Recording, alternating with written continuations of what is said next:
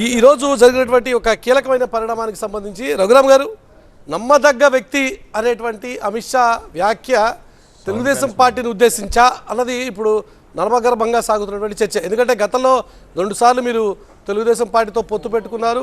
ఆ రోజు వాజ్పేయి గారి హయాంలో, తాజాగా మోదీ గారు వచ్చిన తర్వాత 2 సార్లు కూడా తెలుగుదేశం పార్టీ మిమ్మల్ని మోసం చేసింది అని చెప్పి మీ నాయకులు చాలామంది వ్యాఖ్యానాలు చేశారు. కాబట్టి ఇప్పుడు బహుశా తెలుగుదేశాన్ని ఉద్దేశించే అమిత్ షా గారు వ్యాఖ్యలు చేశారు అని చెప్పి అనుకోవచ్చా?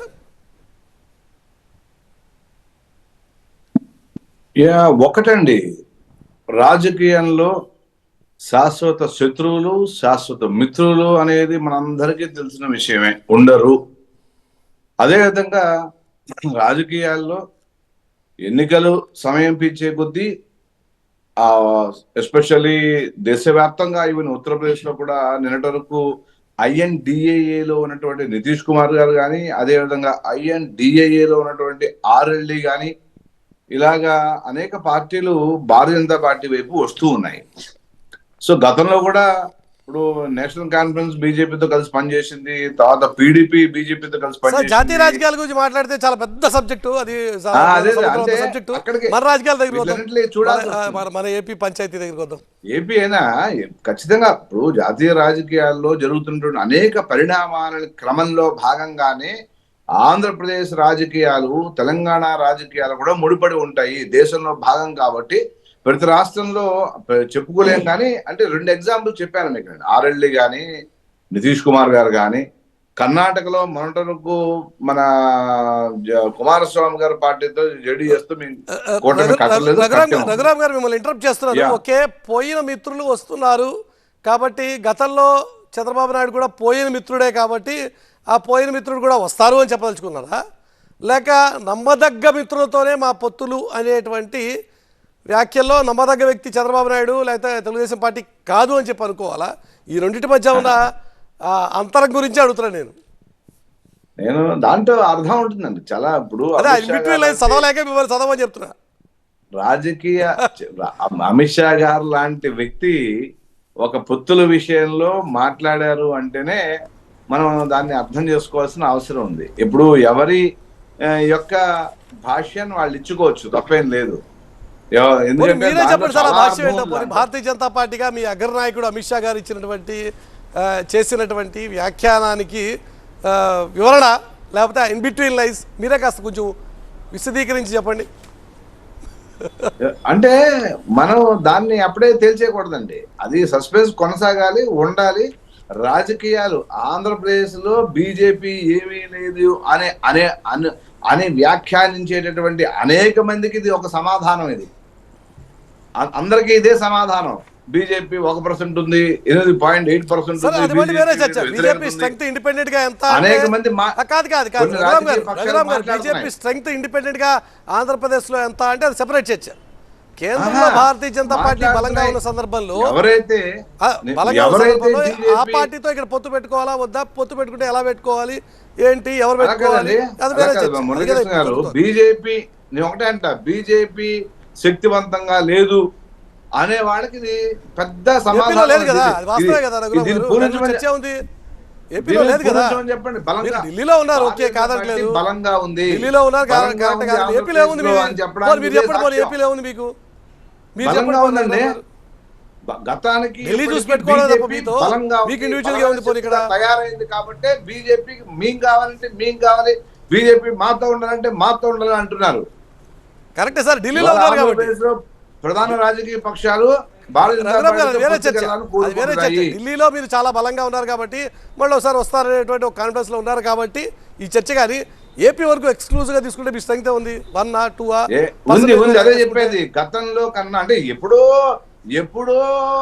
ఎక్కడో ఎలాగో ఉన్నామని ఇప్పుడు అనొద్దండి. 80s లో 90s లో బీజేపీ 2-3 సీట్లే ఉన్నాయి, 80 సీట్లే ఉన్నాయి. ఇప్పుడు పరిస్థితి చెప్పండి, బలమైన ఇవాళ ఇంత బలంగా 3 సీట్లతో ఉన్నాం కదా. ఇప్పుడు అంతే. 2014 పరిస్థితి వేరు. నేను అడుగుతున్నటువంటి ప్రశ్న చర్చ ప్రారంభంలోనే రైజ్ చేసినటువంటి ఇష్యూ. ఈ రోజు ఆంధ్రప్రదేశ్ కి సంబంధించిన వరకు చంద్రబాబు నాయుడు గారు పిలిపించారు, లేకపోతే ఆయన వెళ్ళారు, సరే ఏదో అదొక సెపరేట్ చర్చ. మళ్ళీ వెళ్ళారు, మీ అమిత్ షా గారితో మాట్లాడారు, కొంత చర్చ జరిగింది. వారు తిరిగి వచ్చిన తర్వాత పవన్ కళ్యాణ్ గారితో ఏదో మాట్లాడి పవన్ కళ్యాణ్ గారు కూడా ఢిల్లీ వెళ్ళబోతున్నారు అన్నారు. ఇంకా ఆ ప్రోగ్రాం జరగలేదు. ఈ టైంలో అమిత్ షా గారు చేసినటువంటి వ్యాఖ్య అదే కదా ఇప్పుడు చర్చనీయాంశం. ఎందుకన్నా మాట నమ్మదగ్గ వ్యక్తి అనే మాట ఎందుకు చాలా కీలకమైన వ్యాఖ్యలు. దాంట్లో అర్థం నిగూఢంగా ఉంది.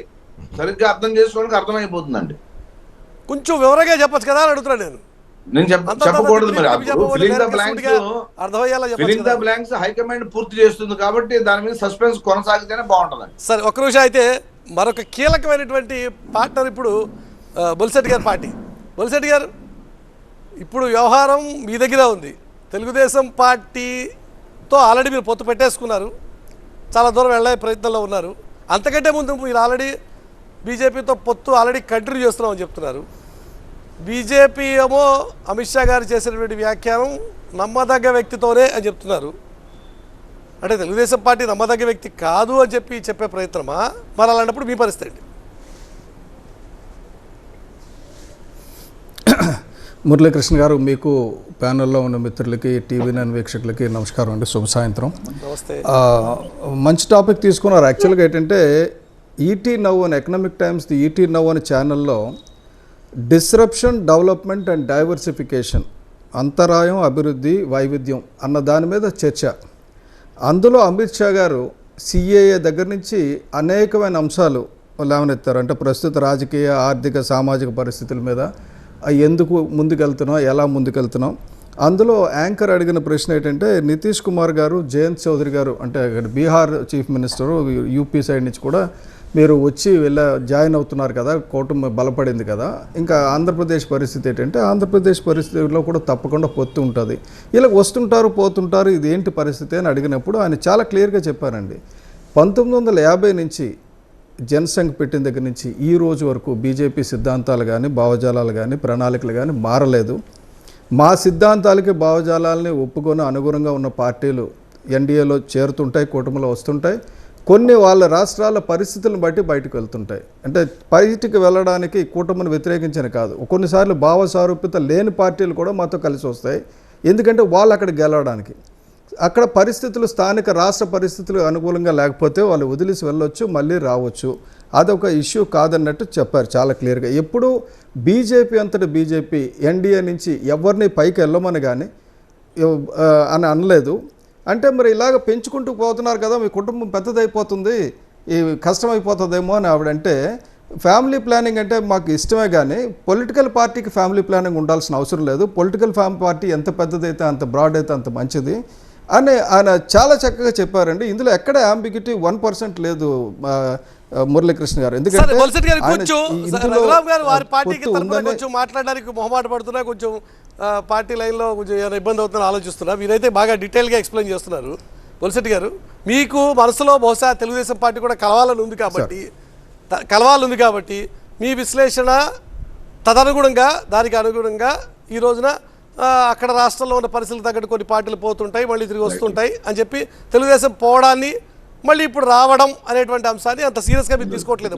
కానీ అమిత్ షా గారు చేసినటువంటి ఒక వ్యాఖ్య, నమ్మదగ్గ మిత్రుడు అనేటువంటి ఒక పదం వాడారు. పవన్ కళ్యాణ్ గారు కూడా ఒకసారి విభేదించారు, బయటకు వచ్చారు అప్పుడు బీజేపీతో లాస్ట్ ఎలక్షన్స్లో 2 పాచిపోయిన లడ్డూలు ఇచ్చారని చెప్పి. సరే, వెంటనే ఎలక్షన్స్ అయిపోయిన తర్వాత కలిశారు.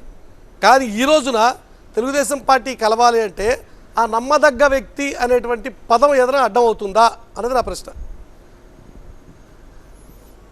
అర్థం లేదండి, కలవడం అయితే కలిసిపోయింది, ప్రాతిపదిక మాత్రం అనౌన్స్ చేయడానికి ఉంది అంతే తప్ప జనసేన, బీజేపీ, తెలుగుదేశం 3 కలిసే వెళ్తున్నాయి. కలవడం 100% కలుస్తామండి, అందులో ఏమాత్రం అంబిగ్యూటీ లేదు. ఎందుకంటే వెళ్ళడం, కలవడం అయింది. అయితే పొత్తు విషయం, మిగతా మాత్రం అందరూ కలిసి అనౌన్స్ చేయాలి. దాన్ని మనం చెప్పడానికి. బొలిశెట్టి గారు, ఒక్క విషయం, రఘురామ్ గారు మీరు అంగీకరిస్తారా, విభేదిస్తారా? బొలిశెట్టి గారు మాట, కలవడం ఆల్రెడీ అయిపోయింది అని చెప్తున్నారు. నేను అంగీకరించడానికి, విభేదించడానికి మా హైకమాండ్ మాకు హైకమాండ్ భారతీయ జనతా పార్టీకి హైకమాండ్ ఏం చెప్తే ప్రతి కార్యకర్తకి, నాయకుడికి హైకమాండ్ చెప్పిందే శిరోధార్యం, అదే పాటిస్తాం. దాంట్లో రెండో మాట ఉండదు. ఎవరి ఇష్టాలు ఉండవు, వ్యక్తులకి ఇష్టాలు పనిచేయవు. హైకమాండే అందరికీ తల్లి తండ్రి దైవం అదేం చెప్తే అది చేస్తారు. ప్రతి కార్యకర్త ఫాలో అవ్వాల్సిందే. ఓకే, రఘురామ్ గారు, బొల్సెట్టి గారి విశ్లేషణ ప్రకారం పొత్తు అయిపోయింది, ప్రాతిపదిక అనేటువంటి ఒక అంశమే మిగిలి ఉంది అంటున్నారు. పొత్తు అయిపోయింది అనేటువంటి ఆలోచన మీకు కూడా కలుగుతోందా? మాకు క్లారిటీ ఉంది, ఖచ్చితంగా క్లారిటీ ఉంది, ఏం జరుగుతుందో తెలుసు మాకంతా.